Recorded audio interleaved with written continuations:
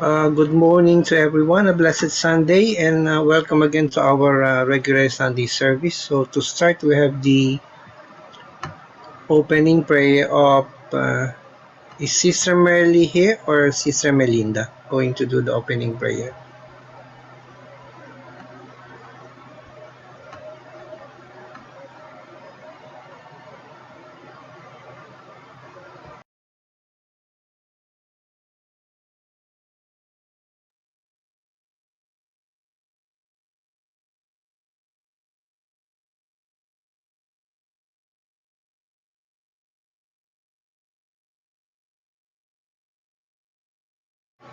Sister Melinda, okay.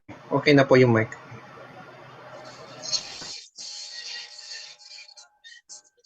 In the name of the Father, and the Son, and the Holy Spirit. Amen. Amang makapangyarihan sa lahat, pinupuri at sinasamba ka namin, Panginoon. Ikaw ang aming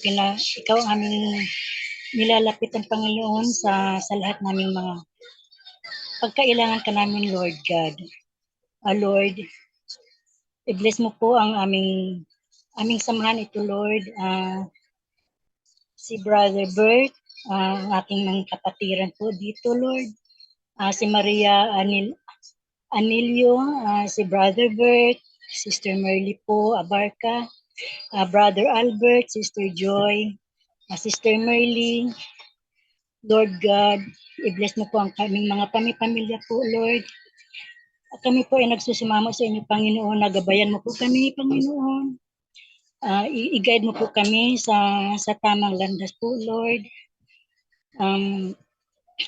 At patawarin mo kami, Panginoon, sa aming mga kasalanan, Lord.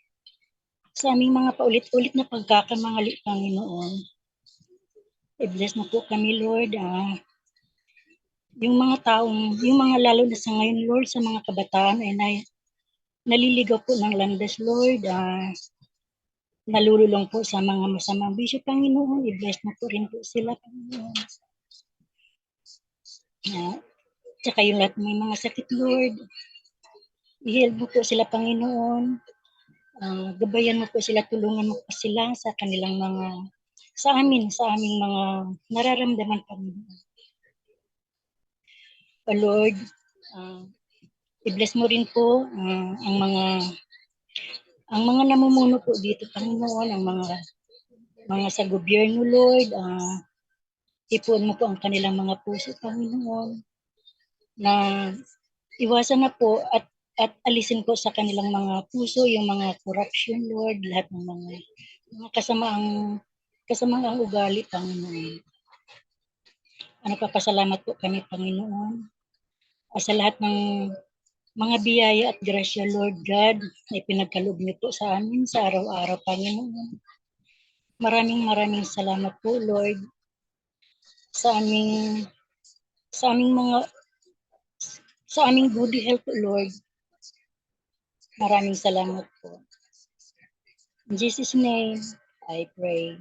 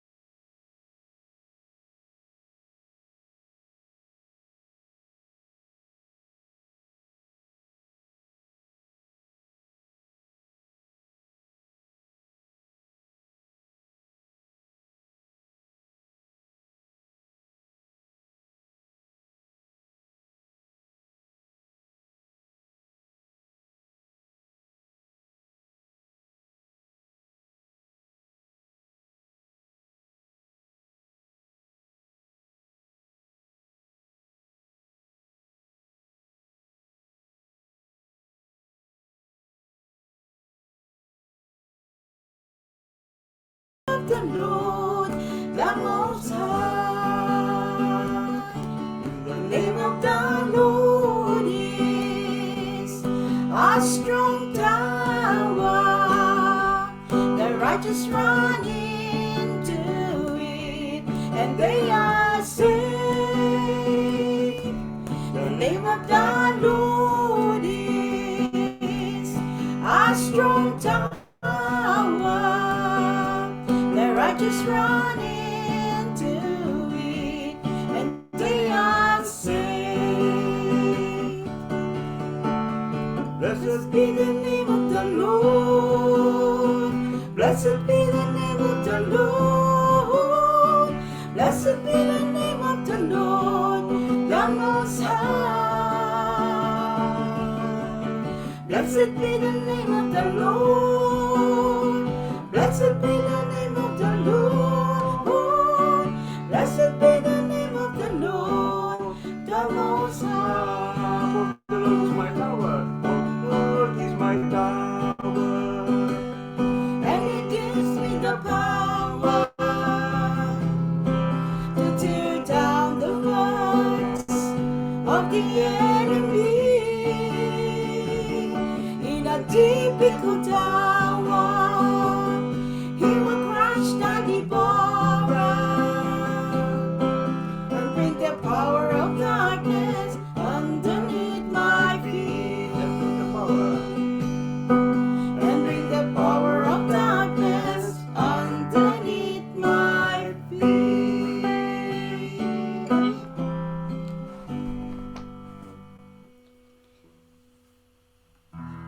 Yes, Lord God, you are our Savior. You are our comfort. You are our shelter, Panginoon. Kami ay sumisigaw ng awa sa inyo. Patawad po sa aming mga nagawang kasalanan, Panginoon. At ang aming hiling po ay pagkakaisa. Nawa po ay mas marami pang kaluluwang makilala kayo at mas marami pang kaluluwang magbalik loob sa inyo, Panginoon. Guide us, Lord God, in our journey to your kingdom.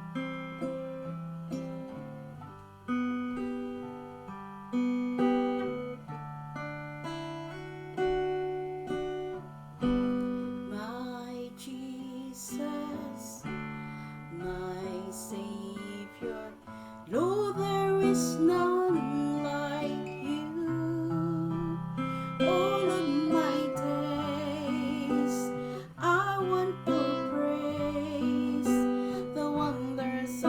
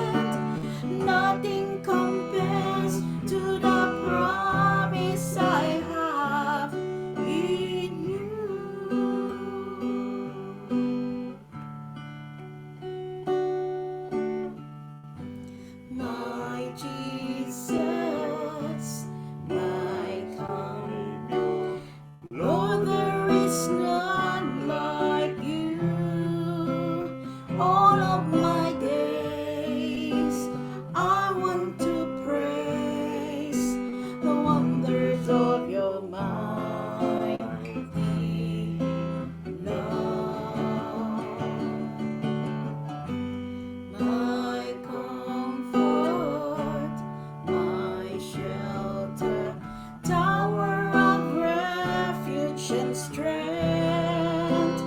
Let every breath, all that I am, never cease to worship you. Let's shout to the Lord. The Lord of the earth, let us sing. Power and majesty, praise to the King. Mountains bow down and the seas will roar at the sound of your name. I sing for joy at the works of your hands. Forever I love you, forever I stand. Nothing compares to the promise I have in you.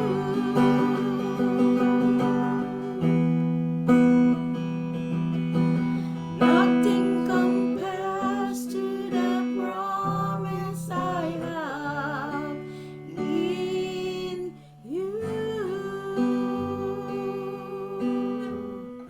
Thank you, Lord.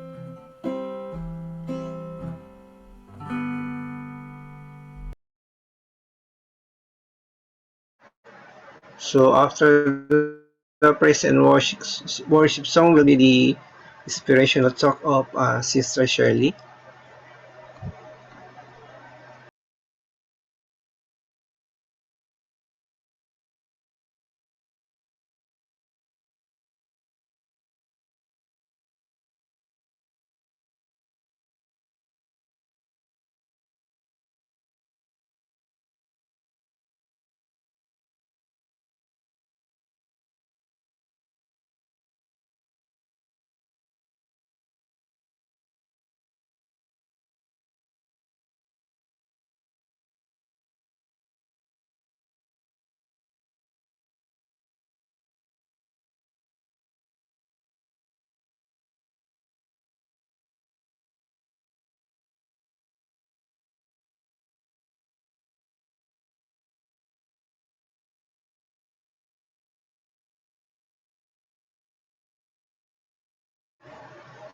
Sister Shirley, naka-unmute po kayo.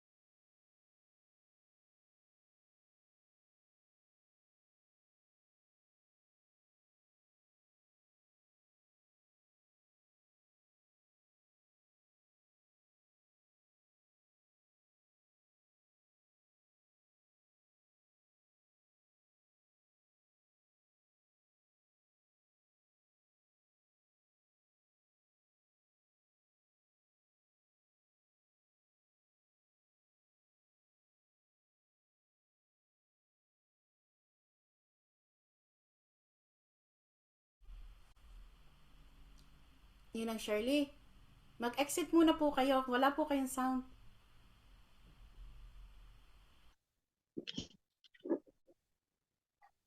Okay na po. Okay. Papurit, parangal, pasasalamat ang aking ibinabalik sa ating Diyos na buhay. Ako po'y bumabati dito sa ating gawain na magandang gabi, magandang hapon, at ganun din po sa atin sa mga kasamahan natin sa Church of God in Christ Jesus. Binabati ko po kayo ng magandang gabi sa inyong lahat. Ako po'y nagpapasalamat sa Diyos na buhay at dahil sa kaunting panahon ay nagkaroon po ng kalakasan ng loob ang aking hipag na magkaroon ng isang opening prayer. Kaya Panginoon, ako po nagpapasalamat at dinidinig ninyo ang mga aral ninyong dapat matutuhan ng bawat isang kapatid na nais maglingkod dito sa gawain ito. Ang akin pong tatalakayin ngayong hapong ito ay ang galing po sa 2 Timothy verses 14 at ito po ang sinasabi, ngunit huwag mong tatalikdan ang mga aral na natutuhan mo sa matibay na pinananaligan. Yamang kilala mo ang nagturo nito sa iyo. Mula sa pagkabata, alam mo nang ang banal na kasulatan ay nagtuturo ng daan ng kaligtasan sa pamamagitan ng pananalig kay Kristo Jesus. Lahat ng kasulatan ay kinasihan ng Diyos at magagamit sa pagtuturo ng katotohanan at pagpapabulaan sa maling aral, sa matutuwid sa likong gawain at sa matuwid na pamumuhay. Sa ngayon, ang lingkod ng Diyos ay magiging handa sa lahat ng mabuting gawain. Sa akin pong pagkaunawa sa talatang ito na kinuha ko sa Timothy verses 4, verses 3, ito po ang aking magiging kalinawagan at magiging paliwanag sa aking nakayanan po sa hapong ito. Tayo pong nakipag-isakay sa ating Diyos na buhay, ang ating pong pinag-aaralan at nalalaman at nagiging matatag sa ating pananampalataya at sa lahat ng mga tinuturo ng ating mahal na kapatid na si Brother Albert, dito po natin dapat sundin.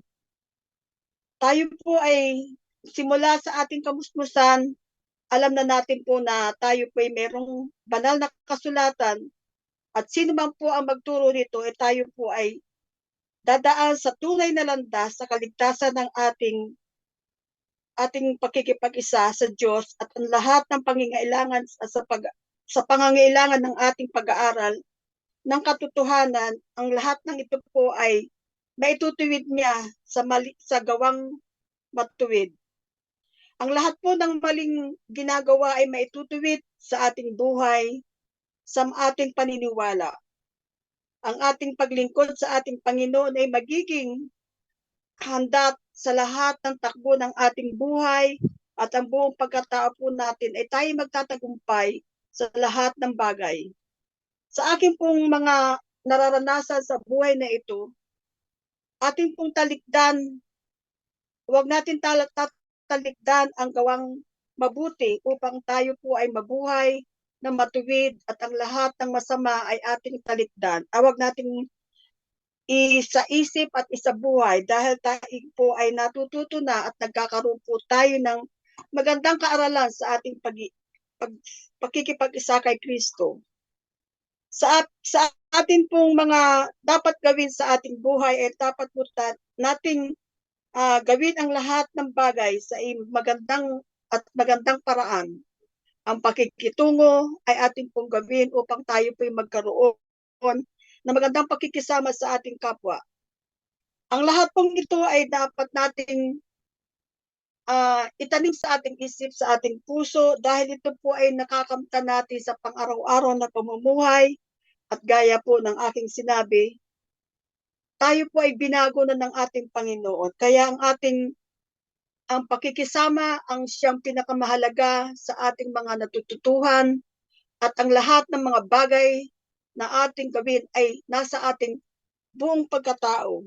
Ito po ay aking napatunayan sa aking mahabang paglilingkod at hindi naman po ang lahat ng dapat na maalis sa aking buhay ay tinalikdan ko na at nagkaroon po ako ng magandang mga paraan upang ang lahat ng ito ay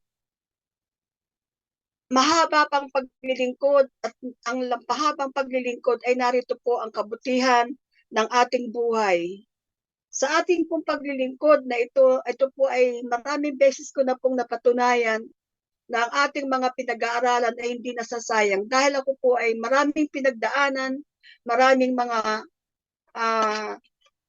pangyayaring hindi ako bumitaw sa ating Panginoon dahil ang lahat ng katuruan ay sinapuso at ang ito po ay naging gabay sa takbo ng aking buhay. Kaya mga kapatid, sa mga taong nakikipag-isa kay Kristo at yung mga taong nagsialis sa gawain ito ay nawa naman ay sila ay magkaroon ng muling pagbabalik sa ating Panginoon dahil silang lahat ay nagkaroon ng kaunting kaalaman kung paano maibalik nila ang kanilang sarili sa ating Panginoon. Tayo po ay maglingkod sa Diyos na handa tayong anuman ang ating mga dapat na anuman ang mga mahihirap sa paghihirap sa ating buhay, pagtiisan natin at lumapit tayo sa Panginoon upang ang lahat ng mga katuruan ng ating mahal na kapatid ay ito po ay ating gawin upang sa bandang huli pagkakalooban tayo ng magandang kabuhayan. Ito na lamang po at nawa po ay ito inyong nakuna ng kaunting paniniwala ninyo sa pagsunod sa katuruan ng ating Panginoon. Magandang hapon po sa inyong lahat.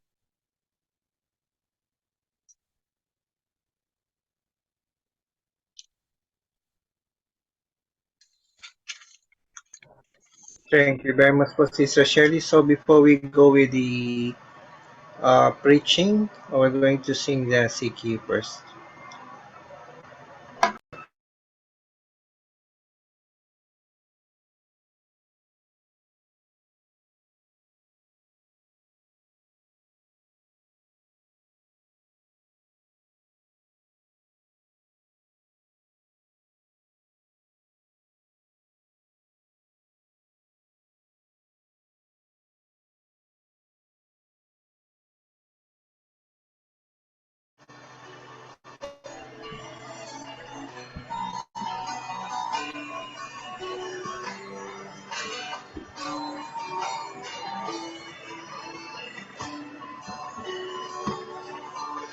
Seek ye first the kingdom of God and His righteousness,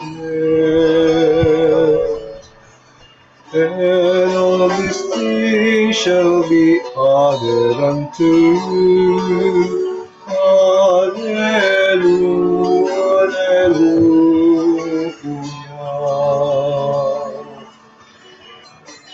Hallelujah,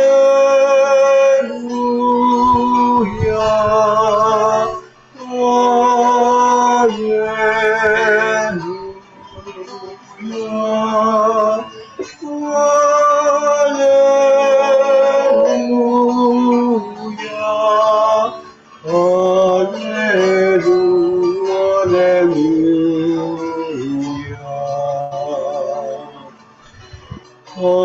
and it shall be given unto you. Seek and ye shall find.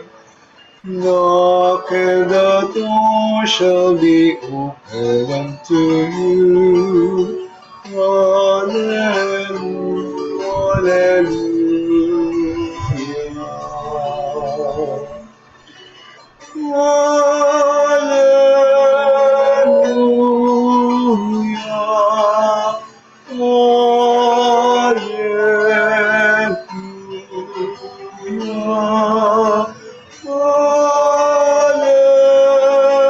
hallelujah, hallelujah, hallelujah.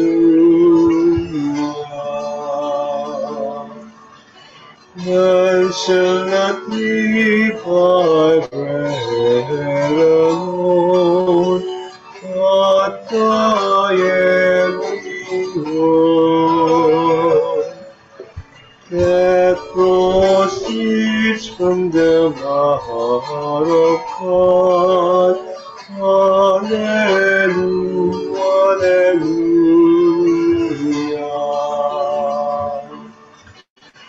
Hallelujah.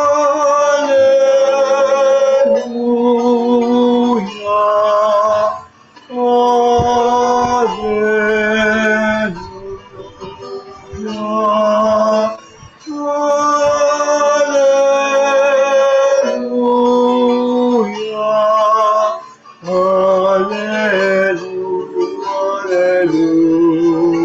Hallelujah.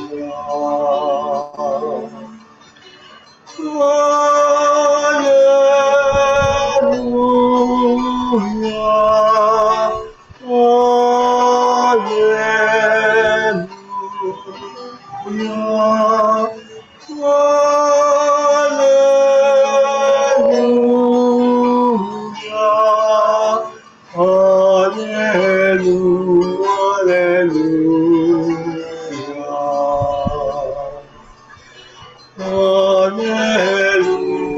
Hallelujah.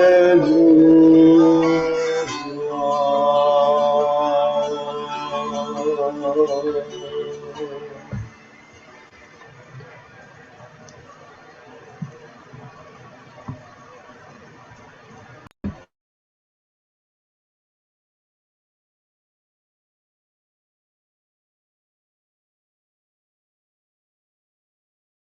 Tayo na ba? Mm. Magandang hapon mga minamahal na magulang at kapatid. Saan man dako kayo naroon, ang akin pong dalangin sa Panginoon ay maghari sa bawat isa sa inyo ang kapayapaan at ang pag-ibig mula sa ating Panginoong Jesucristo. Magandang gabi po riyan sa ating mga kapatid sa Pilipinas at magandang hapon naman dito sa mga kapatiran natin dito sa UK na patuloy na nagtitiyaga na makinig ng kanyang mga banal na salita. Alam po ninyo mga kapatid, maganda yung sharing ni yung inspirational talk ni Sister Shirley at ito po ay nagpapahayag na talagang mas tayo ay nasa kabataan pang edad ay higit na dapat na tayo magsimula na ng paglapit sa Panginoon. At huwag na po nating hintayin yung mga huling sandali ng ating buhay na kagaya ng sinasabi ng iba na kapag ka mamamatay na ay saka sila magsisisi at hihiling ng kapatawaran sa Panginoon. Huwag po nating gawain ang mga ganong bagay sapagkat baka po dumating ang panahon na sa mga huling oras na iyon ay hindi na maging karapat dapat sa Diyos yung ating paghiling o paghingi ng kapatawaran. Kaya habang tayo po ay malakas pa, bata pa, ang iba po sa atin, maaaring kagaya ko na medyo may edad na rin, pero hindi pa huli sapagkat tayo po ay may lakas pa, tayo po ay malusog pa ang pangangatawan, pinagaling na nga po iba sa mga karamdaman, so binibigyan po tayo ng chance ng Panginoon na tayo po ay makapaglingkod sa Kanya. Samantalahin po natin ang pagkakataong ito. Yung paggawa po na mabuti ay dapat po ay ating simulan habang tayo ay mayroong pagkakataon. At ang panawagan pong ito ng Diyos ay napakahalaga po sa bawat isa sa atin. Basahin po natin sa aklat ng Galatia chapter 6 verse simulan natin sa verse 8. Pakilagay mo nga, Kobe. Galatia chapter 6 verse 8. Ang sabi po ay ganito.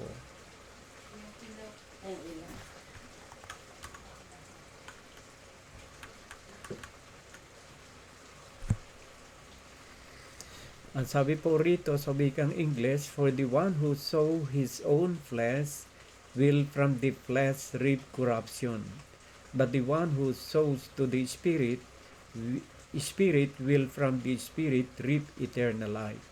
At 9, verse 9, and let us not grow weary of doing good, for in due season we will reap if we do not give up. Nasabi po rito mga kapatid, wag daw po tayong panghihinaan ng ating loob. Tagalogin nga natin ko ito. Will you please translate it in Tagalog? Ang sabi po rito sa verse 9 ay, at huwag tayong mga pagod sa paggawa ng mabuti, sapagkat sa kapanahunan ay magsisipag-ani tayo kung hindi tayo manganghihimagod. So, hindi raw po tayo dapat na mapagod sa paggawa ng mabuti. Bakit po?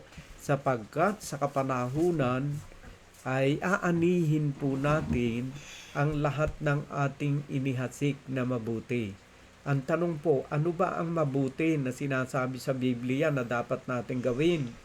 Ang mabuti po na dapat natin gawin, magbasa ng Biblia, ito po ay isang mabuti.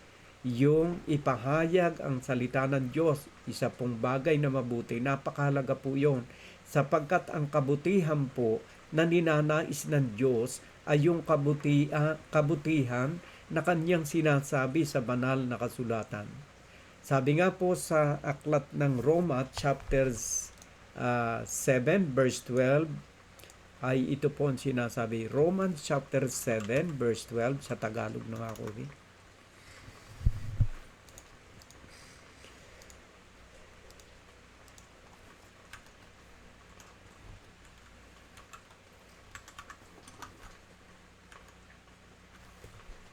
Kaya nga, ang kautusan ay banal, at ang utos ay banal, at matuwid, at mabuti. Alin daw po yung banal, matuwid, at mabuti? Ito po yung kautusan ng Diyos. Yung mga ibanghelyo o mga aral ng Panginoon na ating pinag-aaralan every Sunday. Kung gusto po ninyong gumawa ng mabuti, isabuhay po natin ang kanyang kautusan, yung kanyang mga utos, at ito po ang mabuti sa paningin ng Diyos. Kapag ka po tayo ay hindi natin ginanap, pagkatapos nating malaman ang mabuti na ito pala'y ang salita ng Diyos at hindi natin ginanap, ay nagiging kasalanan po sa atin yun.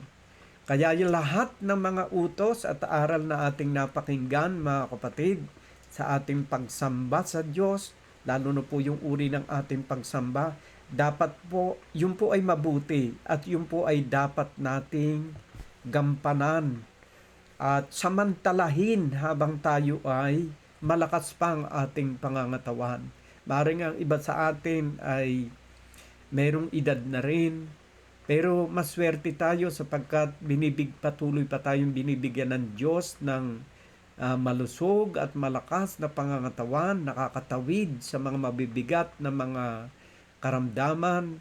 Samantalahin po natin. Sabi nga, habang tayo may pagkakataon, samantalahin natin ang pagkakataong yan. Yung binasa po natin nitong sinundan nito, yung Galatia chapter 6 verse 9, na huwag daw po tayong mapagod sa paggawa ng mabuti. At ang kabutihan po, ang paggawa po ng kabutihan ay pagsunod sa kalooban ng Diyos. Kasi sabi nga po rito, kaya nga ang kautusan ay banal. Ano raw po yung banal? Yung kautusan ng Diyos. At ang utos ay banal, matuwid, at mabuti. Wala na pong tutuwid sa salita ng Diyos. At wala na ring bubuti sa salita ng Diyos kung ito ay isa sa buhay natin. Mahalaga po yung pagsasabuhay ng mabuti. Kasi kung tayo po, alam na nating mabuti pala ang umibig sa Diyos at umibig sa ating kapwa, at tayo na may napupuot sa ating kapwa, ay hindi po natin sinusunod yung mabuting aral. Kung ikaw naman ay isang anak narinig mo na igalang ang iyong ama't ina. Ito'y pangunahing utos ng Diyos upang lumawig ang iyong buhay. Ephesians chapter 6 verse 1. Sinasabi po yan. Ngayon, alam po natin na iyan mabuti. Ngayon, kung ikaw na anak ay hindi gagalang at hindi ka matututong to respect your parents, you are violating the law of God. Nilalabag mo ang utos ng Diyos at yan ay kasalanan sa Diyos. Mabuti pa nga yung hindi mo narinig at patuloy kang naging hindi magandang inuugali mo sa iyong magulang. Okay lang yon, may kapatawaran ka pa ron kasi hindi mo pa narinig. Pero ngayong narinig mo that you have to honor and respect your parents, you had to do it right away kasi narinig mo na. And that is good. Yan po ay kabutihan sa paningin ng Diyos. Kasi ang mabuti na tinatanggap ng Diyos, hindi po yung kabutihan ng ating pagkatao lamang. Hindi po katanggap-tanggap sa Diyos yun. Ang katanggap-tanggap na kabutihan sa paningin ng Diyos ay ang kabutihang sumunod ka sa kanyang aral na matuwid at mabuti. Kasi yung maaring tayo mabait sa ating kapwa at mabait din sa ating magulang, pero sa isang punto lang yon, hindi ganap ang iyong kabutihan at kabaitan. Pero ang kabutihang iniaalok ng salita ng Diyos ay kabutihan na isang bagay na kalugod-lugod sa kanyang banal na paningin. Sabi nga sa aklat ng 1 Corinthians chapter 1 verse 19, ito po ang sinasabi. Pakilagay mo nga, Kobe.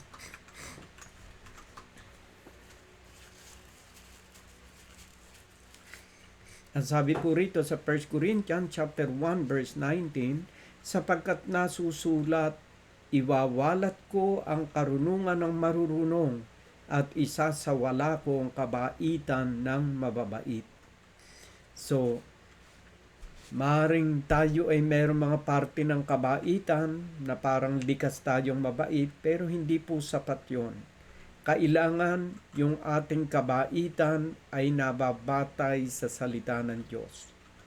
Yung mabuti, yung mga bagay na mabuti ay dapat nakabatay sa salita ng Diyos, mga kapatid. Yan ang kabutihang katanggap-tanggap sa Panginoon. Sinasabi pa rin doon sa aklat ng Santiago chapter 4 verse 17, ito po ang sinasabi. James chapter 4 verse 17, pakalagay mo nga, Kobe.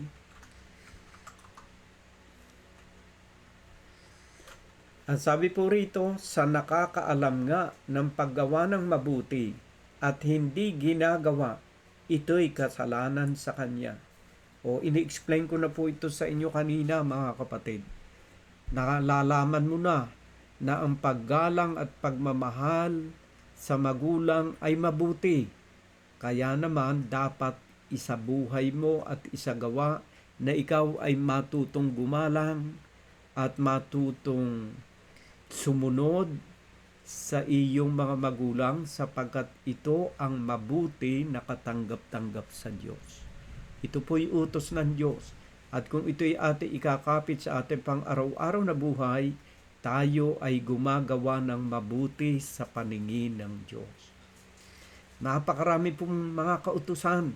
Kahit nga po sa larangan ng ating paglapit at pagsamba sa Diyos, yung kanyang mga utos, ang sino mang tao na handang sumunod sa kanyang mga kautusan sa isang uri ng pagsamba na sinasabi ng Panginoon, tayo po ay gumagawa ng mabuti. Yung ating pag-ibig sa ating kapwa, yung ating hindi pag-iisip ng masama, ito po ay utos ng Diyos. At kung tayo ay hindi nag-iisip na masama sa ating kapwa, gumagawa tayo ng kalooban ng Diyos at ito po ang sinasabi ng banal na kasulatan na mabuti para sa ating buhay. So mga kapatid, mahalaga po yon. Mahalaga ang pagsunod sa kalooban ng Diyos sapagkat tayo po ay nakakagawa ng mabuti sa paningin ng Diyos. Maging ano man ang katayuan natin sa ating buhay, yung ating pagsunod sa kanyang mga utos at pagganap ng ating tungkulin bilang mga anak ng Diyos, ito po ay isang uri ng paggawa ng mabuti. At ang atin namang pagtatakwil sa kanyang mga banal na salita, yung ating hindi pagsunod sa kanyang mga salita, ito po naman ay hindi kalugod-lugod sa paningin ng Diyos. So kung nais po natin na tayo maging kalugod-lugod, matuto tayo na ikapit natin ang kanyang mga aral sa ating buhay. Sabi nga ng binasa ni Sister Shirley sa aklat ng 2 Timothy chapter 3 from verse 14, uulitin ko po sa inyo ang binasa ng ating minamahal na kapatid. Ang sabi po ay ganito. Englishin nga natin, Kobe, ngayon to. Sabi po rito ay ganito, mga kapatid. But as for you, continue in what you have learned and have firmly believed, knowing from whom you learn it. Ito po ay sulat ni Saint Paul kay Timothy. Si Timothy po ay isang bata pa siya noon. Kaya ang kanyang bilin ay ganito, but as for you, continue in what you have learned and have firmly believed, knowing from whom you learn it. At sa verse 15, ang sabi po ay ganito,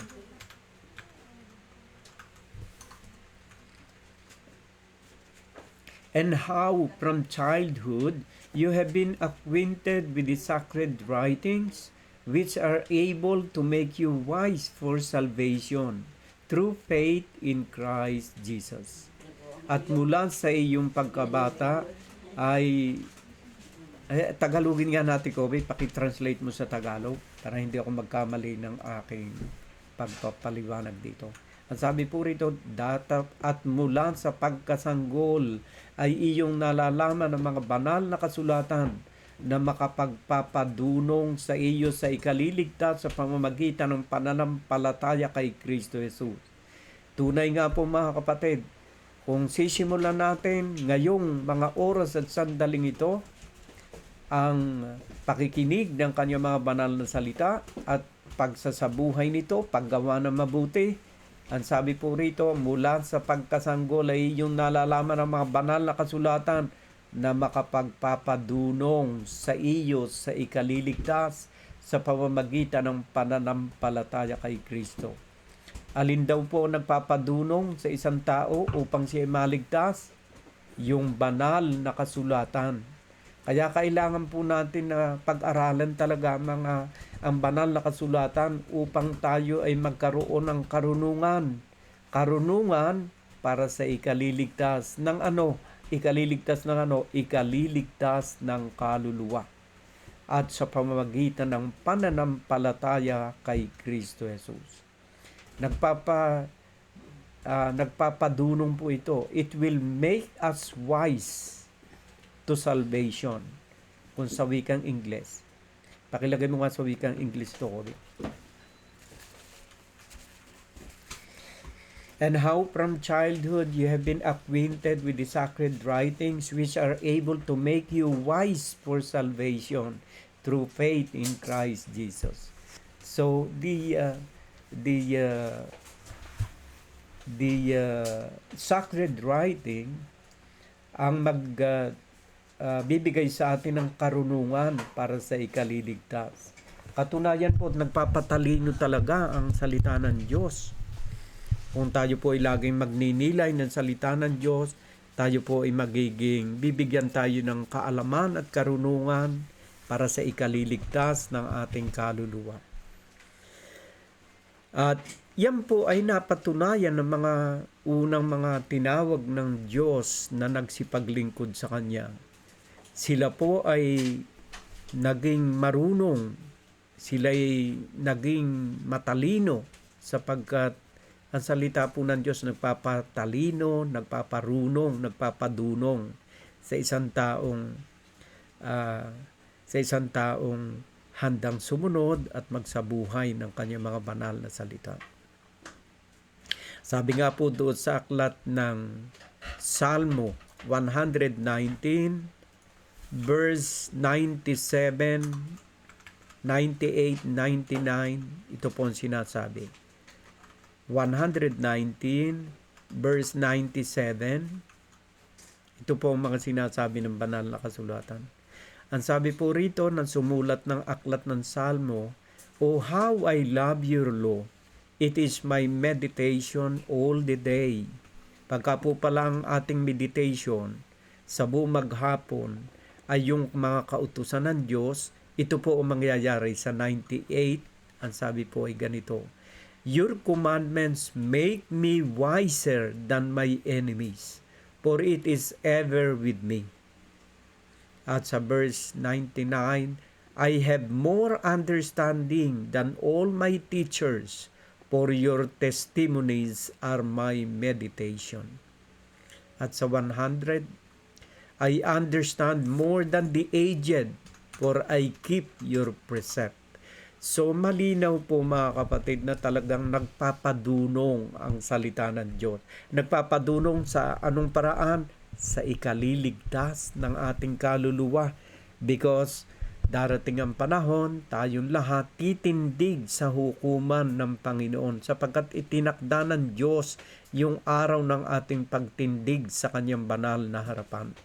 So, ang ating buhay dito sa daigdig dapat samantalahin natin na ating gamitin yung mga opportunity na pinagkakaloob sa atin ng Diyos ay atin ng samantalahin upang gumawa tayo ng mabuti. At ang mabuti ang pagsunod sa kanyang banal na kalooban.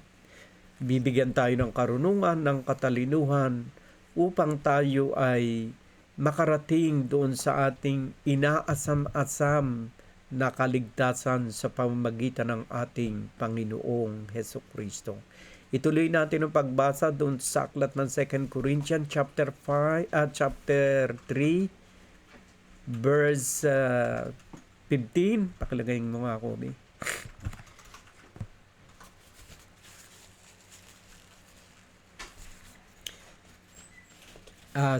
No Corinthians, 2 Timothy pala, 3:15. 2 Timothy, nagkakamali ako.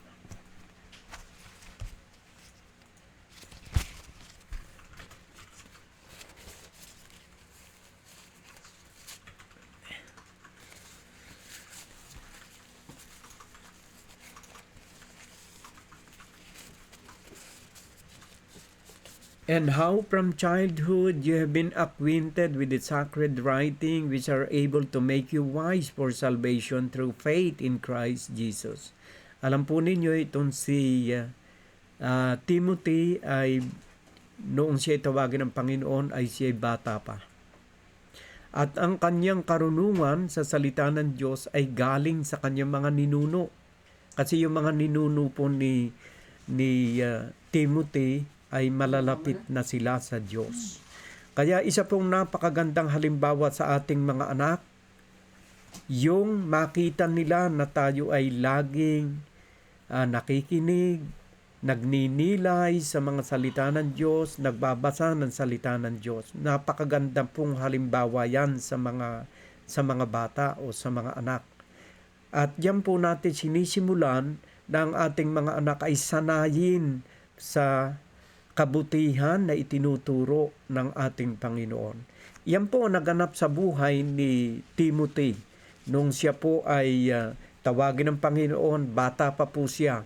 Pero yung kanyang pananalig at pananampalataya ay nagmula sa kanyang mga ninuno, sa kanyang mga abuelo, abuela o sa kanilang mga grandparents. Basahin natin sa 2 Timothy chapter 1 verse 5. Ito po sinasabi ang ulat ng Biblia tungkol sa buhay ni Timothy. Ang sabi po rito sa sulat ni St. Paul kay Timothy, 2 Timothy chapter 1 verse 5, "I am reminded of your sincere faith, a faith that dwelt first in your grandmother Lois and your mother Eunice, and now I am sure dwell in you as well." So malinaw po na ipinakikita ng talatang ito na ang pananampalataya ni Timothy ay nagmula sa kanyang mga grandparents, sa kanyang grandmother, at sa kanyang ina. So makikita natin dito na mula sa kanyang grandmother hanggang sa kanyang ina ay minanan niya ang pananalig at pananampalatay sa Diyos. Isa ring napakagandang halimbawa sa bawat isa sa atin na sa ating edad na ito, sa ating pagtandang ito, ay makita ng ating mga apo, ng ating mga anak, yung isang mabuting halimbawa ng pagbabasa ng Biblia at pakikinig ng mga salita ng Diyos, sapagkat ito po ang magbibigay sa atin ng karunungan para sa kaligtasan ng ating kaluluwa. Hindi po tayo mananatili sa daigdig na ito. Ang lahat po ng tao ay mayroong wakas sapagkat yan ay itinakda ng Diyos. Hindi po ako nananakot sa bawat isa sa inyong nakikinig. Ngunit anuman ang katayuan natin sa ating buhay, kapag tinawag na ng Diyos ay wala na po tayong magagawa. Sapagkat yun po ay takda ng Diyos. Meron pong itinakdang araw ang Diyos na ang bawat isa o at ang bawat tao ay mamamatay physically. Pero hindi po yun ang wakas. Habang tayo nasa katawang ito, kailangan gumawa na tayo ng gumawa ng mabuti as long as we have opportunity to do good. Kasi pag tayo po ay sumakabilang buhay na, gustuhin man natin, wala na tayong magagawa sapagkat wala na tayong pakialam dito sa lahat ng nagaganap sa ibabaw ng lupa. Ganyan po ang katayuan ng isang taong namatay. Kaya yung mga taong sinasabing bumabalik ang kanilang mga mahal sa buhay, hindi po yun totoo.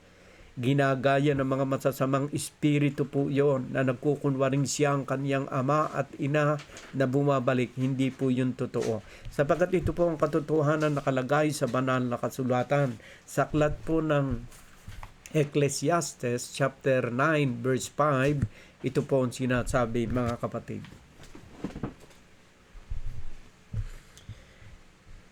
Ecclesiastes chapter 9 verse 5.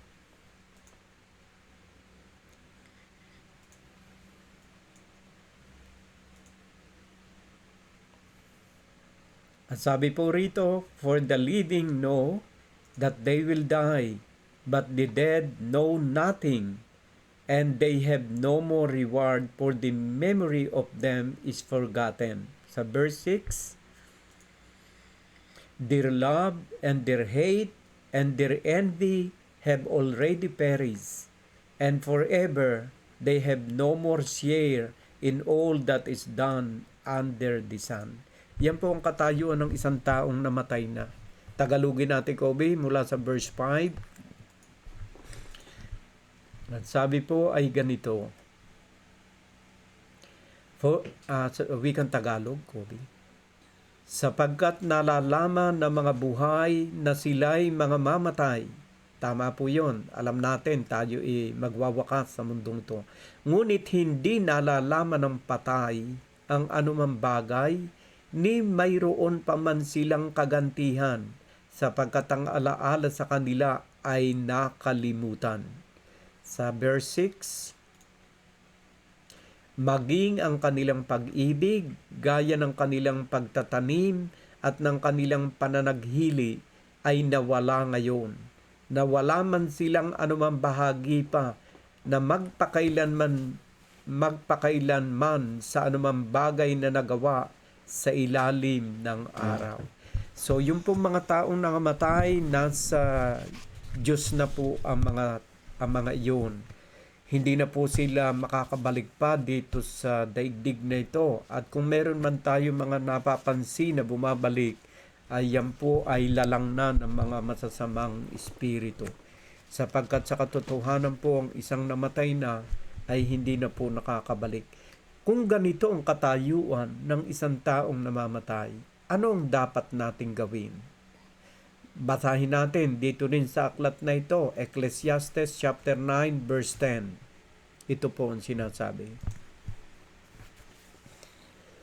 Anumang masumpungang gawin ng iyong kamay, gawin mo ng iyong kapangyarihan, sapagkat walang gawa ni kathaman ni kaalaman man, ni karunungan man sa libingan na iyong pinaparuunan. Sa wikang Ingles, ito po sinasabi, mga kapatid.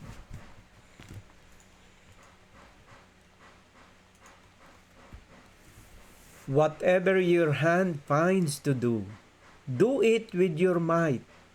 For there is no work, or thought, or knowledge, or wisdom in Seoul to which you are going. So napakahalaga po that we have to treasure this very opportunity given to us by God to do good things to others. And what is good things? By following the commandments of our Lord Jesus Christ, by putting into practice the commandments of God. Ito po ang mabuti na ninanais ng Diyos na ating dapat gampanan.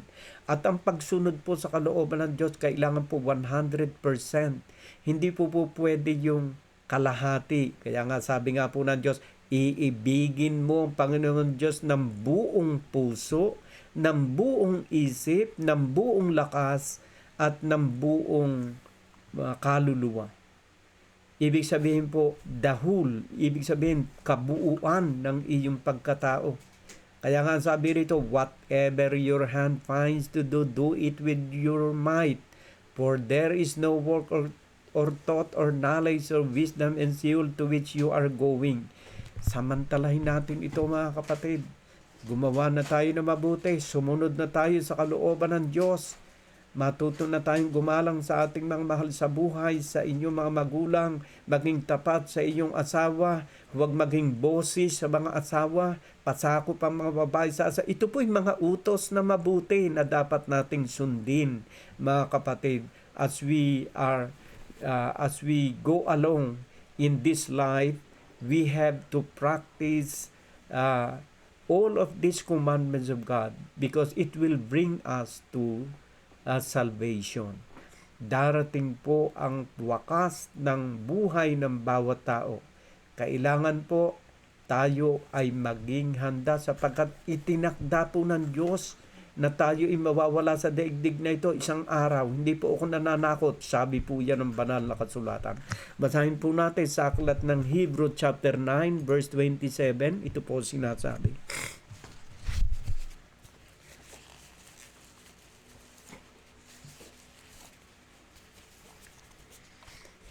Hebrew chapter 9 verse 27. Ang sabi po ay ganito, mga kapatid. And just it is appointed for man to die once, and after that comes judgment. Meron po kasing paghatol. Sabi po rito, and just it is appointed for man to die once, and after that comes judgment. Meron pong itinakda talagang wakas ang bawat tao, mga kapatid. Sa ayaw po natin at sa gusto, ay talaga pong may itinakda ang Diyos na katapusan ng bawat isa sa atin. Maging ano man ang ating katayuan, kahit na po reyna ka ng isang bansa, presidente ka man o hari ng isang bansa, kapag dumating na ang appointed time, wala na po tayong kapangyarihang makaiwas dito. Kaya habang tayo may buhay, samantalahin natin sapagkat ni isang minuto hindi tayo makakapagdagdag pagdating ng itinakda ng Diyos. Ito po ang sinasabi ng aklat ng Ecclesiastes chapter 8 verse 8. Ito po ang sinasabi tungkol sa kamatayan ng isang tao. Ganito po ang sinasabi ng banal na kasulatan. Ecclesiastes chapter 8 verse 8.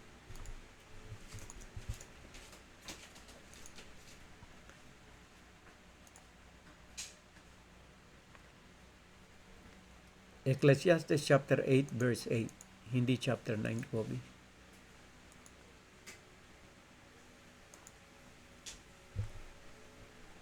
At sabi po rito, no man has power to retain the spirit or power over the day of death.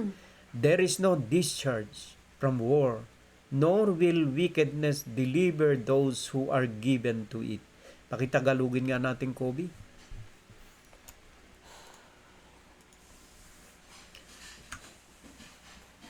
Walang tao na may kapangyarihan sa diwa upang pumigil ng diwa, espiritu upang pumigil ng espiritu. Ni walang kapangyarihan siya sa kaarawan ng kamatayan, at walang dahilan sa pakipagpunyaging yaon, ni maililigtas siya ng kasamaan na taglay niya. Wala pong kapangyarihan ng tao pag dumating na yung itinakda ng Diyos sa bawat isa sa atin. Anong pinakamahalaga na dapat natin gawin? Habang tayo may buhay, habang tayo ay may lakas, gamitin na natin ang abot ng lahat ng ating makakaya upang masunod at gampanan ang kanyang mga hinihiling na ating dapat sundin. Upang tayo magkaroon ng karangalan sa kanyang banal na harapan, sapagkat lahat po ng ating mga ginawa ay darating sa paghatol. Meron pong judgment na darating pagkatapos ng kamatayang ito, maghihintay naman tayo sa judgment. Bakit nga ba mayroong judgment? Basahin po natin sa aklat ng Gawa o Act, from the book of Acts chapter 17 verse 31. Ito po ang sinasabi.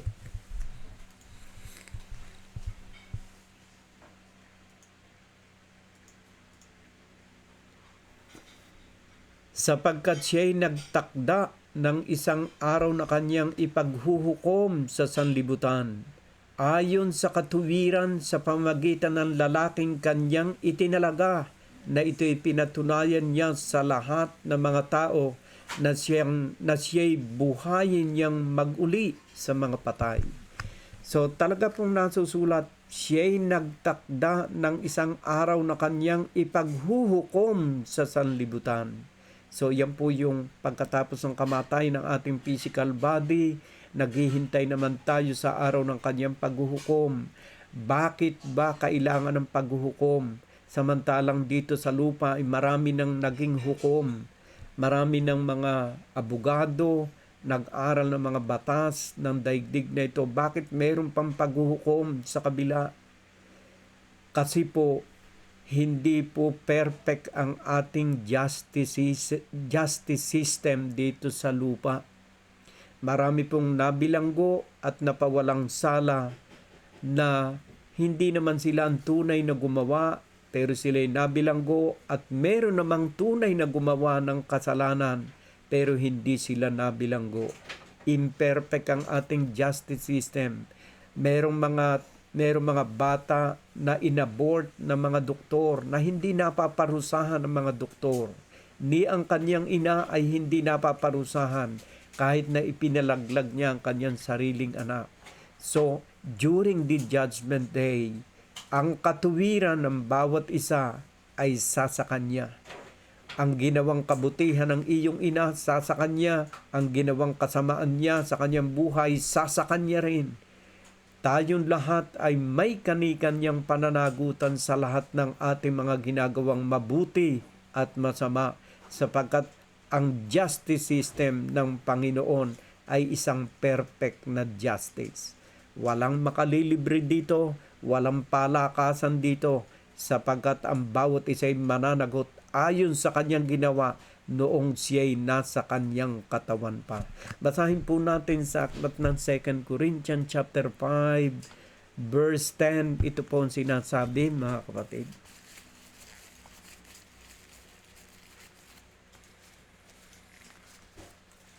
Second Corinthians chapter 5 verse 10.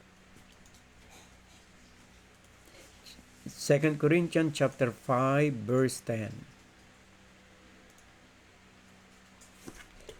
Ang sabi po rito, sapagkat tayong lahat ay kinakailangang mahayag sa harapan ng hukuman ni Kristo upang tumanggap ang bawat isa ng mga bagay na ginawa sa pamamagitan ng katawan, ayon sa ginawa niya, maging mabuti o masama. Habang tayo po ay nasa katawang ito, doon ang batayan ng paghatol ng Diyos, sapagkat pagkatapos ng kamatayan ng katawang ito, wala na po tayong magagawa.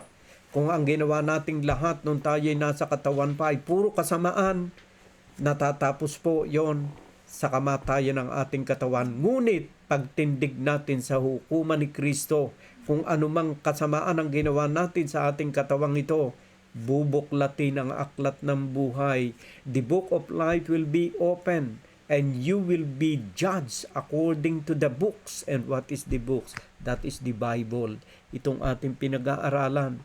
So yung ating pong pinag-aaralang ibanghelyong ito na dapat natin isabuhay is in preparation for the incoming wrath or the incoming judgment of God.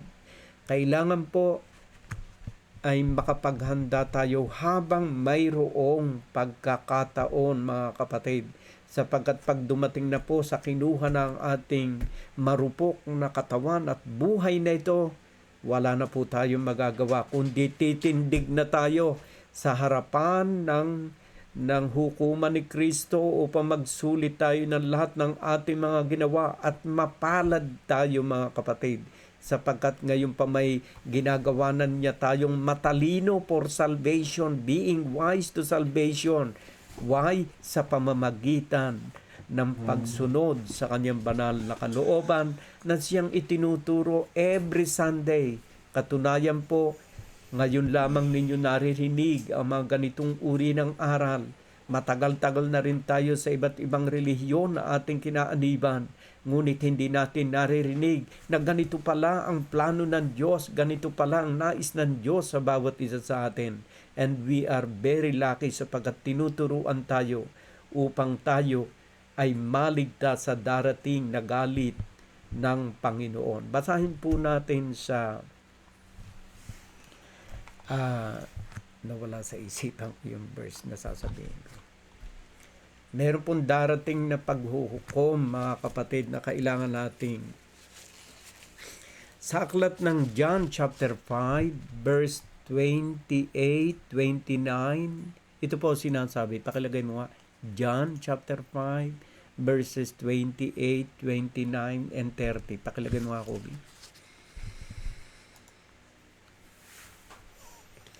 Huwag ninyong ipanggilalas ito, sapagkat dumarating ang oras na ang lahat ng nangasalibingan ay makakarinig ng kanyang tinig. So meron po uling resurrection na magaganap before the judgment day. Ang sabi rito, huwag ninyong ipanggilalas ito sapagkat dumarating ang oras na ang lahat ng nangasalibingan ay makaririnig ng kanyang tinig. Sa verse 29, at magsisilabas ang mga nagsigawa ng mabuti ay sa pagkabuhay na mag-uli sa buhay, at ang mga nagsigawa ng masama ay sa pagkabuhay na mag-uli sa paghatol. So ganyan po magaganap during the judgment day.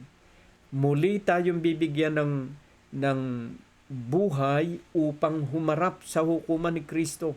Ang sabi rito, magsisilabas ang mga nagsigawa ng mabuti ay sa pagkabuhay na maguli sa buhay, at ang mga nagsigawa ng masama ay sa pagkabuhay na maguli sa paghatol. So dapat po tayo maging matalino, maging handa na tayo sa mga pagkakataong darating na ito. Ipinagkaloob sa atin ng Diyos ang kaalaman at karunungan na tulad nito, sapagkat mahal ka ng Diyos, mahal ako ng Diyos, mahal tayo ng Diyos. Nais niya na tayong lahat ay madalan niya sa kaligtasan. Sabi nga sa aklat ng Marcos chapter 4 verse 11, ito po ang sinasabi ng ating Panginoon Jesucristo. Mark chapter 4 verse 11,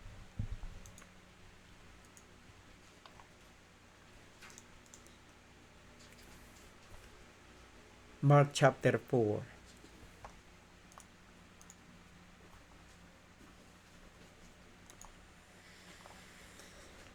At sabi ng ating Panginoon Jesucristo, at sinabi niya sa kanila, sa inyo ipinagkaloob ang makaalam ng hiwaga ng kaharian ng Diyos.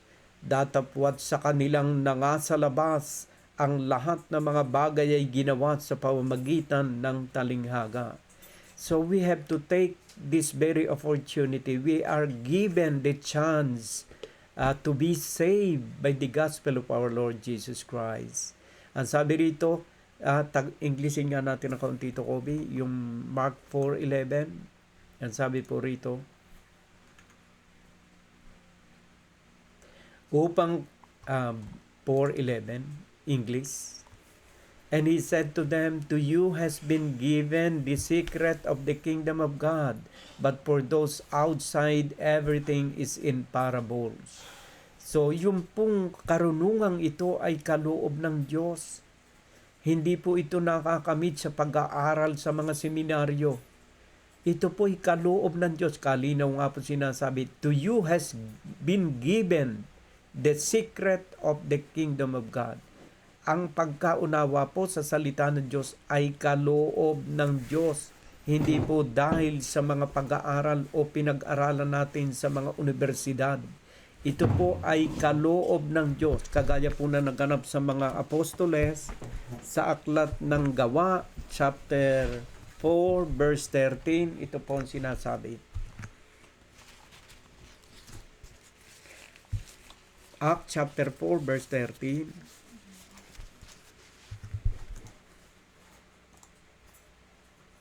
Act. And now, when they saw the boldness of Peter and John and perceived that they were uneducated, common men, they were astonished, and they recognized that they have been with Jesus. So, ang mga apostoles po ng ating Panginoon Jesucristo, ang kausap niya doon sa Mark chapter 4 verse 11, na sa inyo ipinagkaloob ang magkaroon ng kaalaman tungkol sa kaharian ng Diyos. So yung pong karunungang ito na inyong napapakinggan, ito po ay kaloob ng Diyos. Hindi po lahat ay naipaliliwanag ang mga bagay na ito. Sapagkat maraming mga grupo na ako naaniban, hindi nila naipaliwanag ang mga bagay na ito.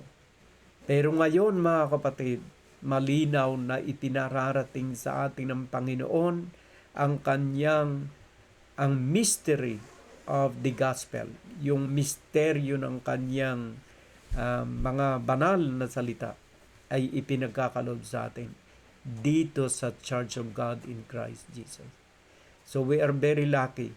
Ang kailangan lang sa atin isabuhay ang ating mga naririnig every Sunday. Isabuhay natin ito at ito po ay magbibigay sa atin ng malaking pag-asa sa buhay na walang hanggan. Ang mga salita po ng Diyos ay malinaw na sinasabi doon sa 2 Timothy chapter 3 verse 16.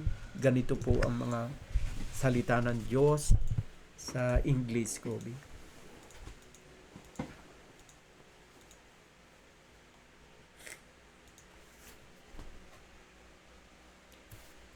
Chapter 3 verse 16. Pakibasa mo ako. All scripture is breathed out by God and profitable for teaching.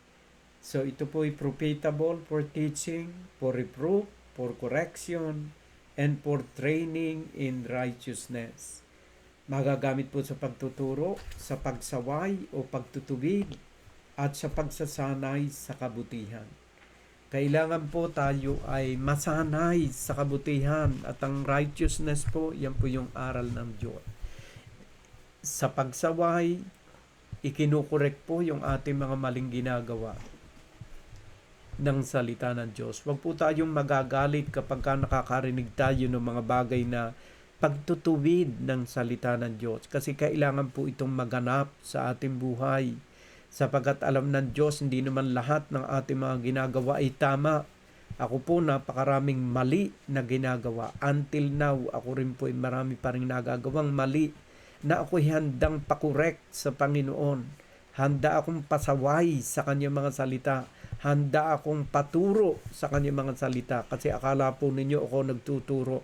Ang Diyos po nagtuturo. Ako rin ay tinuturuan ng Diyos upang ako'y masanay sa righteousness, mga kapatid. Bakit po tayo'y kailangang training in righteousness? Masanay sa kanyang kabutihan.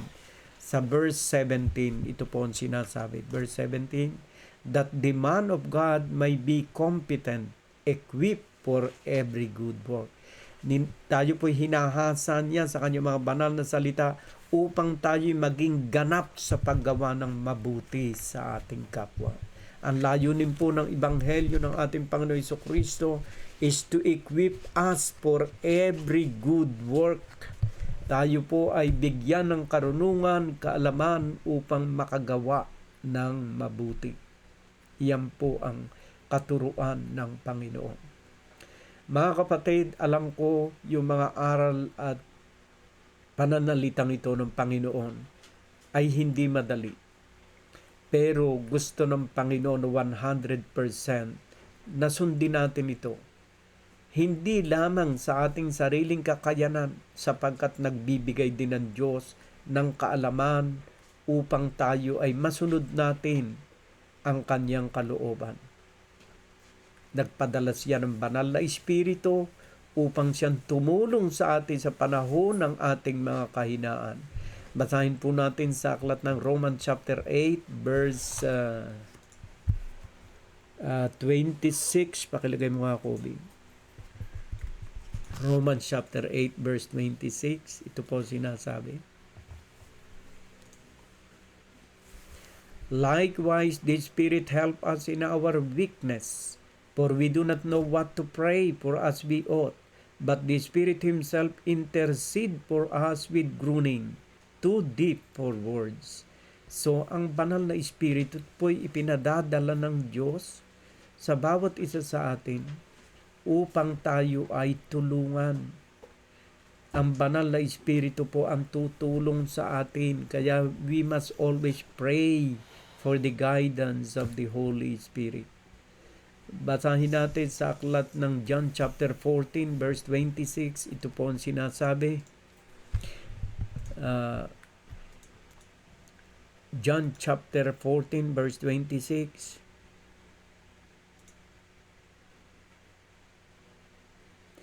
But the Helper, the Holy Spirit, whom the Father will send in my name, He will teach you all things and bring to your remembrance all that I have said to you. So, ang banal na Espiritu po ang namamagitan talaga sa atin. Nagtuturo sa atin kung paano natin masusunod ang kanyang banal na kalooban.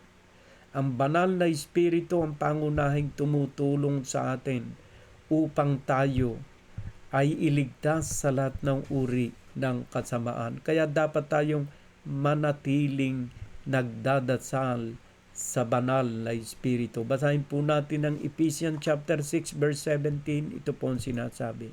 Ephesians chapter 6 verse 17.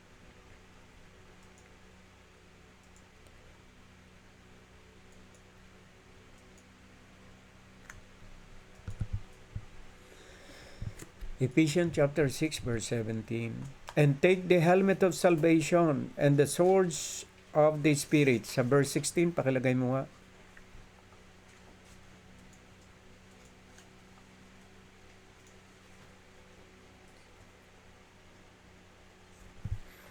In all circumstances, take up the shield of faith in which you can extinguish the flaming darts of the evil one. 17. And take the helmet of salvation, the swords of the Spirit, which is the word of God. 18. Praying at all times in the Spirit, with all prayer and supplication. To that end, keep alert with all perseverance, making supplication for all the saints.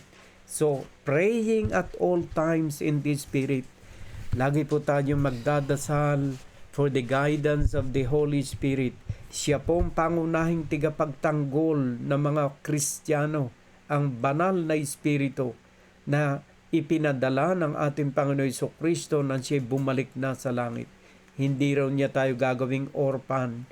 Magpapadala siya ng isang magiging lakas natin, magiging kalakasan natin to fight against these evil forces around us.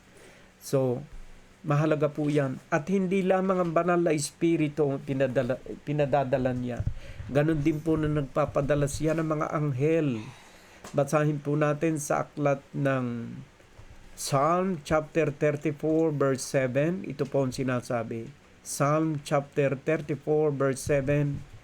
Ang sabi po ay ganito.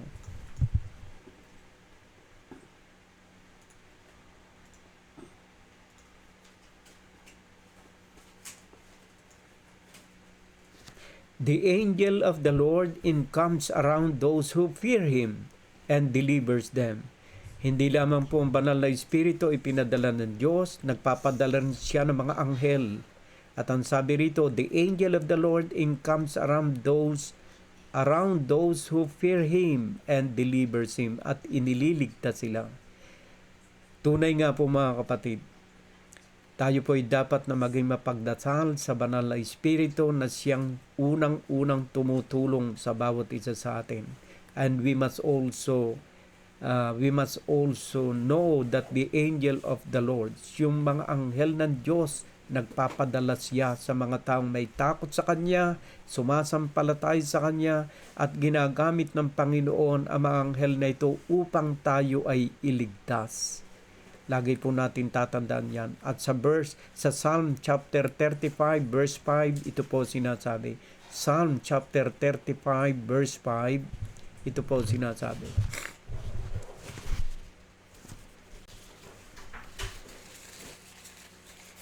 Let them be like chaff before the wind, with the angel of the Lord driving them away. So sa panahon po na tayo'y tinutokso, lalo na po ng mga masasamang espiritu, ang anghel ng Panginoon ay laging handa upang itaboy silang lahat na palayo sa mga taong may takot sa Kanya. So marami pong pamamaraan at walang hanggan ng pamamaraan ng Diyos upang maligtas ang isang taong nagmamahal sa Kanya mga banal na salita. Ang banal na espiritu at ang mga anghel, ito po ay mga espiritu na ginawa ng Diyos upang magsipaglingkod sa bawat isa sa atin. Basahin po natin sa aklat ng Hebrew chapter 1, pinakahuling verse. Ano ba yun? Hebrew chapter 1, yung pinakahuling verse.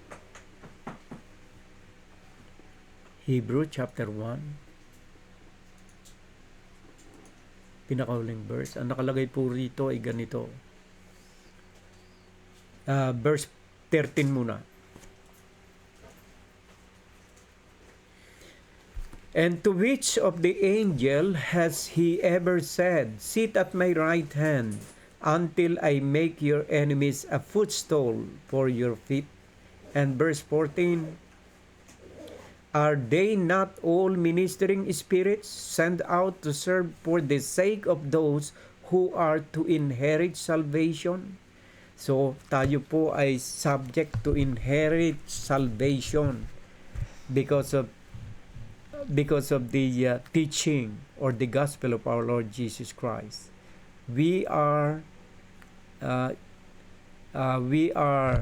subject to inherit salvation. Ngayon, nagpapadala po ang Diyos. Ang mga anghel po, ang sabi rito, are they not all ministering spirits sent out to serve for the sake of those who are to inherit salvation? Ang mga anghel po ay ipinadadala ng Diyos upang gamitin din niya upang tayo ipagtanggol sa gitna ng mga kapahamakan, sa gitna ng mga pagsubok, sa gitna ng mga hamon sa ating pananampalataya. Ang atin lang dapat gawin, maging tapat tayo sa ating pananalig at pananampalataya sa Diyos, at tayo ay tutulungan niya. Walang limit ang kapangyarihan ng Diyos upang tayo'y maligtas. Kaya naman mga kapatid, habang mayroon tayong pagkakataon, gamitin na natin ang ating buhay.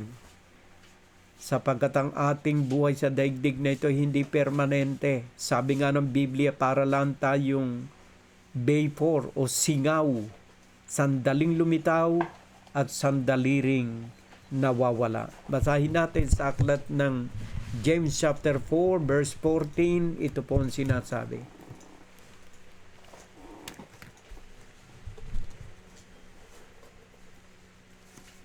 Ang sabi po rito ni St. James, yet you do not know what tomorrow will bring.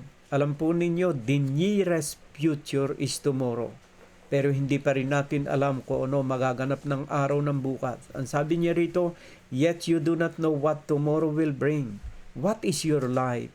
For you are a mist that appears for a little time and then vanishes. Para daw tayong singaw lang sa daigdig na ito, na sandaling lumitaw, pero sandali ring naglalaho. Samantalahin natin na habang tayo'y naririto pa sa maigsing panahon sa daigdig na ito, ay magamit na natin ang kanyang mga banal na salita at maisabuhay perfectly sa abot ng ating makakaya, sa tulong ng banal na Espiritu at sa tulong ng mga anghel na kanyang isinusugo sa mga taong may takot at handang maglingkod sa kanya. Matutupad natin na masunod ang kanyang mga kautusan. Basahin natin sa aklat ng James chapter 2 verse 10. Ito po ang sinasabi. James chapter 2 verse 10. For whoever keeps the whole law but fails in one point has become accountable for all of it. And verse 11. For he who said, do not commit adultery, also said, do not murder. If you do not commit adultery but do murder, you have become a transgressor of the law. So, kailangan po ang perfect na pagsunod sa kanyang mga kautusan. At ang Diyos po, ang ating Panginoon Jesucristo, ay handang ituro ang lahat ng mga kautusang kanyang ibinigay sa kanyang mga apostol na nakasulat na sa banal na kasulatan. Basahin natin sa aklat ng Mateo chapter 28 verse 19 and 20. Ito po ang sinasabi, mga kapatid. Mateo chapter 28 verse 19 and 20. Ito po ang sinasabi. Go therefore and make disciples of all nations, baptizing them in the name of the Father and of the Son and of the Holy Spirit. 20. Teaching them to observe all that I have commanded you, and behold, I am with you always to the end of the age. Utos po ng ating Panginoon Jesucristo sa kanyang mga alagad, sapagkat dito po ang kausap niya ang kanyang 12 apostle. Ang sabi rito, teaching them to observe. Turuan ninyo silang sundin all that I have commanded you. And behold, I am with you always to the end of the age. Kasama natin ang Panginoon. Naririto ang Panginoon sa mga taong tinuturuan niya at sumusunod sa lahat ng kanyang mga kautusan. Kaya mga minamahal na magulang at kapatid, nawa po'y hindi ako naka-offend ng inyong mga damdamin sa ating munting pag-aaral na ito. Ngunit tunay nga po, napakaraming bagay na dapat na isaayos ang bawat isa sa atin sa ating buhay. Kahit lang po doon sa relasyong mag-asawa, marami na pong dapat na baguhin. May tungkulin ayon sa banal na kasulatan ng isang lalaki at ang isang babae sa kanilang pagharap sa daigdig ng pagpapamilya, at may tungkulin din ang kanilang mga anak. Nawa po mga kapatid, sa mga susunod nating muling pag-aaral ng kanyang mga banal na salita, ay matutunan natin ang buong husay kung anong dapat nating lakaran at gampanan sa daigdig na ito upang tayo'y magkamit ng buhay na walang hanggan. Maraming salamat sa inyong pagsubaybay, sa inyong pakikinig sa munting pag-aaral na ito sa banal na kasulatan, at nawa po kahit na sa ganitong paraan ay nakapagbahagi ako ng kahit nakatiting sa landas ng ating buhay na siyang dapat nating lakaran patungo sa kaharian ng ating Diyos na lumikha sa bawat isa sa atin. Dalangin ko sa Panginoon na nawa po ang kanyang pag-ibig at ang kanyang kapayapaan ay laging manatili sa ating puso at isipan ngayon at maging sa mga darating na panahon ng ating buhay. Amen.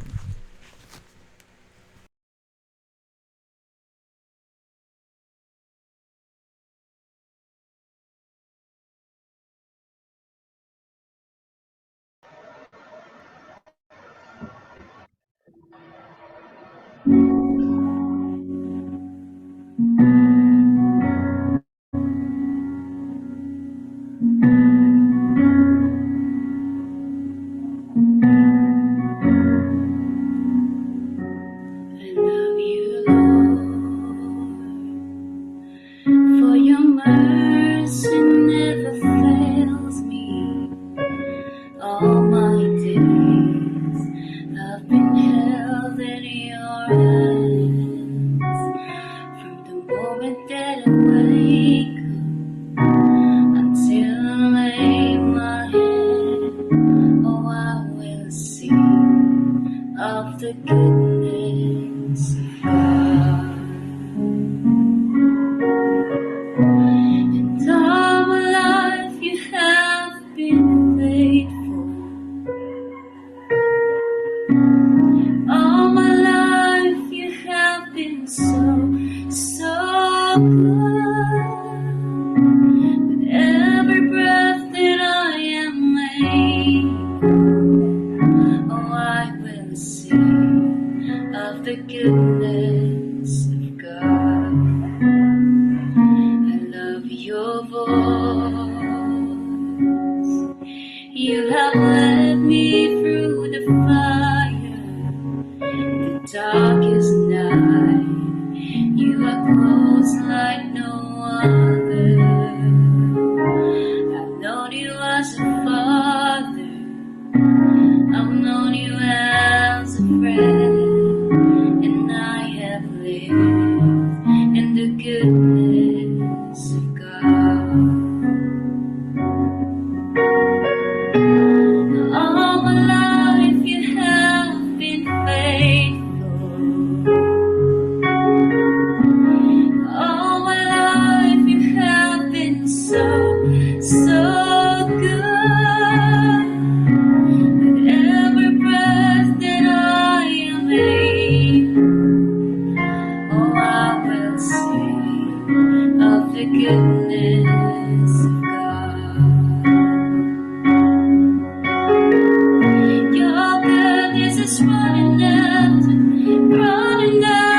me. Your goodness is running after me. With my life laid down, surrender now. I'll give you everything. Your goodness is running after me. Your goodness is running after me. Your goodness is running after me. With my life laid down, I surrender now. I'll give you everything. Your goodness is running after me.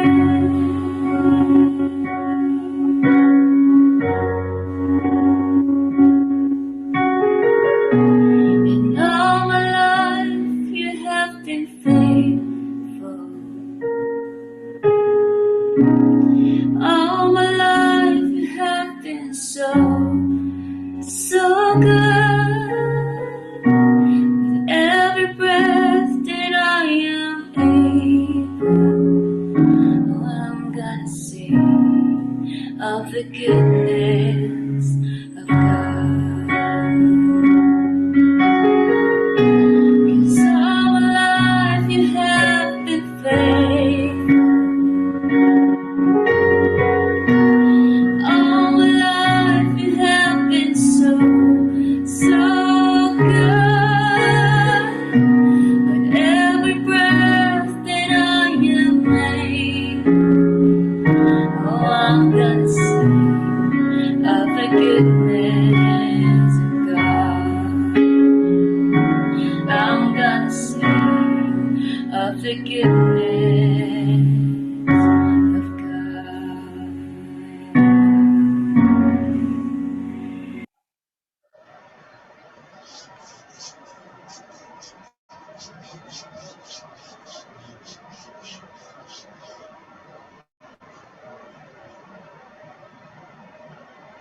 Diyos Ama na makapangyarihan sa lahat, Panginoon, nagpapasalamat po kami sa inyo, Panginoon, dahil muli na naman po naming nagampanan ang aming tungkulin, Panginoon, dito sa Church of God in Christ Jesus, Panginoon. At muli na naman pong isinasaisip namin, Panginoon, ang inyong mga banal na salita. Nagpapasalamat po kami, Panginoon, sa inyong kabutihan, Panginoon, at sa taong ginamit mo, Panginoon, para po i-share niya sa amin ang inyong mga banal na salita, Panginoon. Maraming salamat po, Panginoon, sa taong ginamit mo na si Brother Albert, Panginoon, si Brother Kobe, sila Sister Shirley, Panginoon, sila Brother Randy and Sister Levi, sila Brother Bert. Maraming salamat po, Panginoon, sa kanila, Panginoon, sa paggamit mo sa kanila, Panginoon, para po marami po kaming malalaman, Panginoon, na inyong mga banal na salita, Panginoon.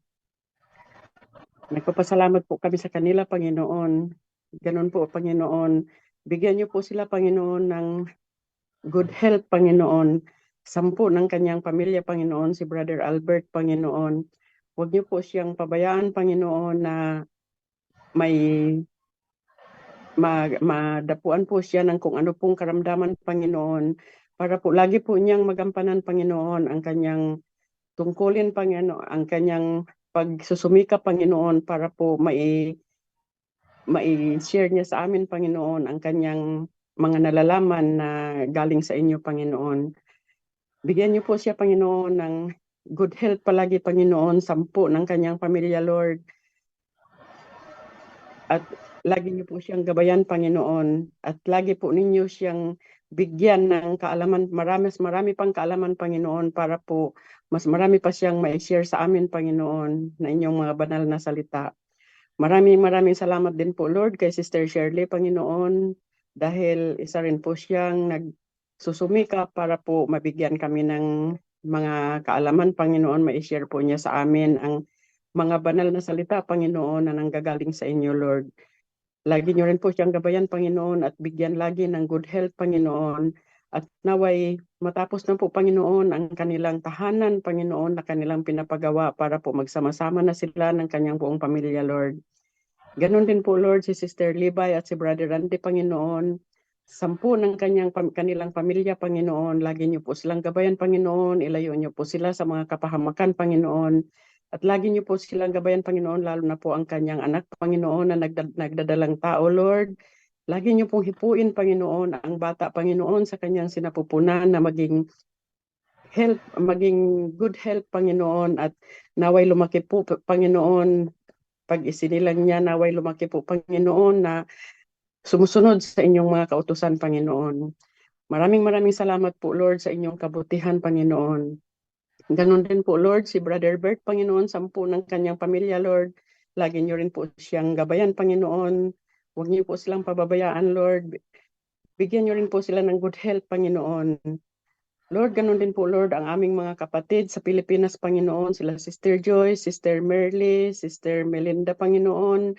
Lagi niyo po silang gabayan, Panginoon. Lagi niyo po silang akayin, Panginoon, lagi sa Church of God in Christ Jesus, Panginoon, at lagi po niyo silang ilayo sa kapahamakan, Panginoon, 10 ng kanilang mga pamilya, Panginoon.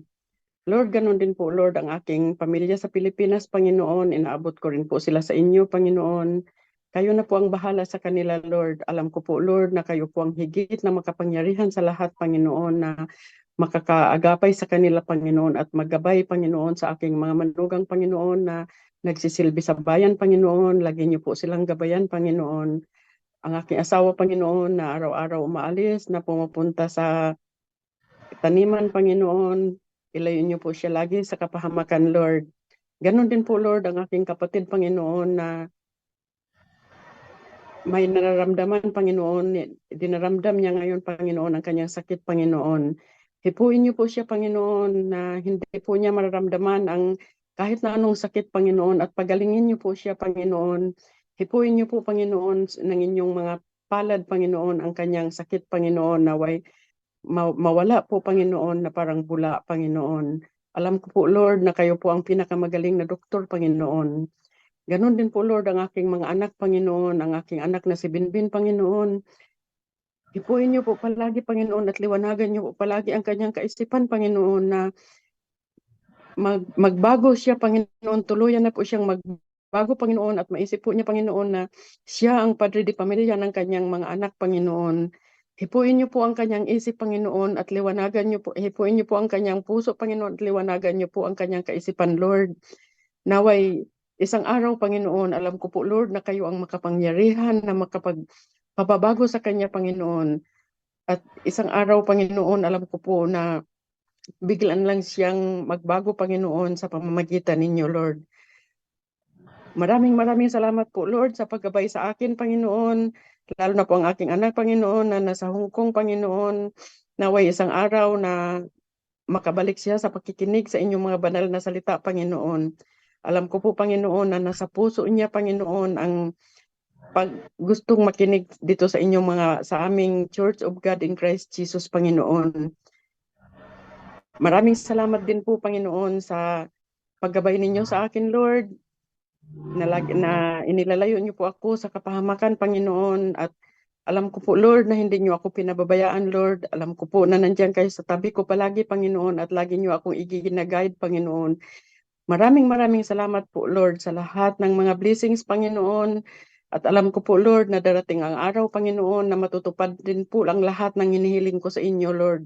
Hindi po ako nawawala ng pag-asa, Panginoon, dahil alam ko po, Lord, na napakabait po ninyo, Panginoon, at kayo po ang aming sandigan, Panginoon. Kayo po ang Diyos na buhay na aming sandigan sa lahat ng bagay, Panginoon. Lord, iligtas niyo rin po ang lahat ng mga taong may mga karamdaman sa panahong ito, Panginoon. Iligtas niyo po, Panginoon, ang mga taong nagsasuffer ngayon sa mga kalamidad, Panginoon. Huwag niyo po silang pababayaan, Lord, at iligtas niyo rin po ang aming bayang Pilipinas, Panginoon. Naway i-guide niyo po, Panginoon, ang mga namumuno dito, Panginoon, para po muli pong bumalik ang kasaganaan ng aming pamumuhay sa Pilipinas, Panginoon. Maraming salamat po, Panginoon, sa araw na ito, Panginoon. Sa lahat ng mga blessings, Panginoon, maraming salamat po. In Jesus' mighty name I pray. Amen.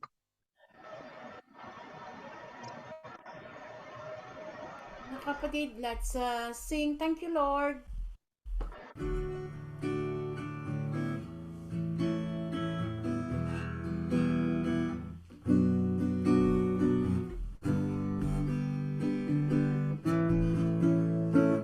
I come before you today, and there's just one thing that I want to say. Thank you, Lord. Thank you, Lord, for all you've given to me, for all the blessings that I cannot see. Thank you, Lord. Thank you, Lord. With a grateful heart, with a song of praise, with an outreach arm, I'll bless your name. Thank you, Lord. I just want to thank you, Lord. Thank you, Lord. I just want to thank you, Lord. Thank you, Lord, for all you've done in my life. You took my darkness and gave me your light. Thank you, Lord. Thank you, Lord. You take my sin and my shame. You took my sickness and healed all my pain. Thank you, Lord. Thank you, Lord. With a grateful heart, with a song of praise, with an outreach arm, I will bless your name. Thank you, Lord. I just want to thank you, Lord. Thank you, Lord. I just want to thank you, Lord. Thank you, Lord. God bless us all. Thank you very much to everyone who attended today's service, and hope to see you again next Sunday for another service to the Lord. Thank you to everyone and have a blessed day.